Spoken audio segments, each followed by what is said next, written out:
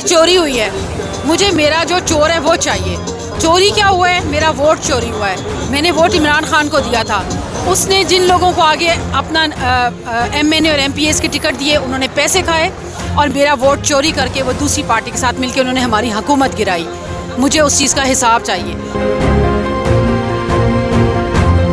اگر انہوں نے پاکستان آنا ہوتا یہ یورپ کے دورے پہ نہ جاتے. ان کے 900 چوہے جس دن پورے ہو گئے اس دن ان کے عمرے اور حج دیکھیں گے. فی الحال ان کا کوئی کام نہیں ہے.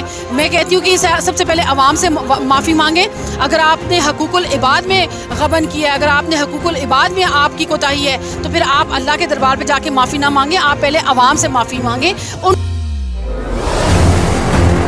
دیکھیں آپ کو بھی بہتر پتہ ہے, میرا خیال ہے وہ خود بھی جانتا ہے کہ اس نے کتنی پیتھیٹک سوچ دکھائی ہے اور کتنی گھٹیا اور نیک سوچ کا مظاہرہ کیا ہے. ایسے شخص کو مولانا کہنا بھی میں سمجھتی ہوں باقی مولاناؤں کی توہین ہے.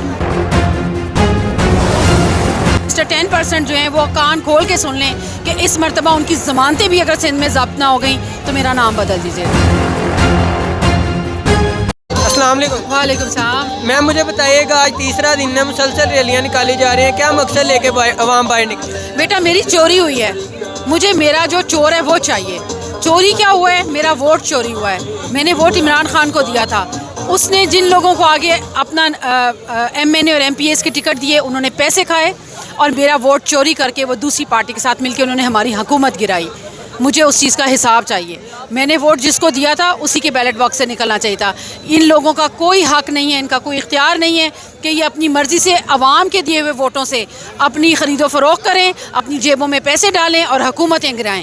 میں اپنے عمران خان کو دوبارہ سے پاکستان کا وزیر اعظم دیکھنا چاہتی ہوں, اور اس کے علاوہ مجھے کسی چیز پہ میں کمپرومائز نہیں کروں گی. آصف زرداری کہتے ہیں خان صاحب اسمبلیاں تحلیل کریں, میں خود خان صاحب کے مد مقابل الیکشن لڑنے کو تیار ہوں. کیا سمجھتی ہیں وہ خان صاحب کو شکست دے سکتے ہیں؟ میں آپ کو کلیئرلی یہ بتا دوں کہ مسٹر 10% جو ہیں وہ کان کھول کے سن لیں کہ اس مرتبہ ان کی ضمانتیں بھی اگر سندھ میں ضبط نہ ہو گئیں تو میرا نام بدل دیجیے گا. نواز شریف صاحب کہتے ہیں 25 تاریخ کو عمرہ کر کے واپس پاکستان آؤں گا, لیکن آپ کیا سمجھتی ہیں وہ پاکستان واپس آئیں گے؟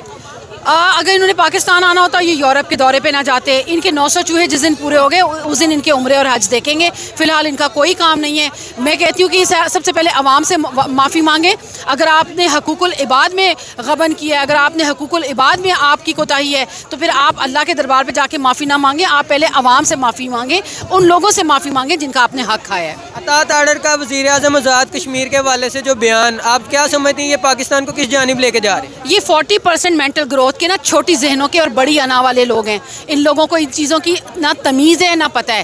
یہ گھس بیٹھی ہیں, اور جس طریقے سے یہ لوگ اقتدار میں آتے ہیں تو یہ اسی دھونس اور دھاندلی سے اس کے بعد یہ چاہتے ہیں کہ عوام کو بھی اپنا غاصب کر لیں, ان کے اوپر قبضہ کر لیں. اب ایسا ممکن نہیں ہوگا. عوام میں شعور آ چکا ہے, لوگ اپنے حق کو جان چکے ہیں. انشاءاللہ تعالیٰ جس دن بھی الیکشن آیا عمران خان واضح سے پاکستان کا وزیر اعظم ہوگا. مولانا فضل الرحمان کا خواتین کے حوالے سے جو بیان, آپ ایک خود خاتون ہیں, اب بتائیے گا کیا ایسے بیان دینے چاہیے؟ دیکھیں یہ آپ کو بھی بہتر پتہ ہے. میرا خیال ہے وہ خود بھی جانتا ہے کہ اس نے کتنی پیتھیٹک سوچ دکھائی ہے اور کتنی گھٹیا اور نیک سوچ کا مظاہرہ کیا ہے. ایسے شخص کو مولانا کہنا بھی میں سمجھتی ہوں باقی مولاناؤں کی توہین ہے. آخر میں امپورٹڈ حکومت کو کوئی پیغام دینا چاہتی ہیں تو دے سکتے ہیں. نامنظور نامنظور نامنظور. کسی صورت یہ امپورٹڈ حکومت ہمیں منظور نہیں ہے. ہمیں صرف فری اینڈ فیئر الیکشن چاہیے تاکہ عوام اپنے ووٹ کے حق سے اپنا وزیر اعظم خود چن سکے. Thank you.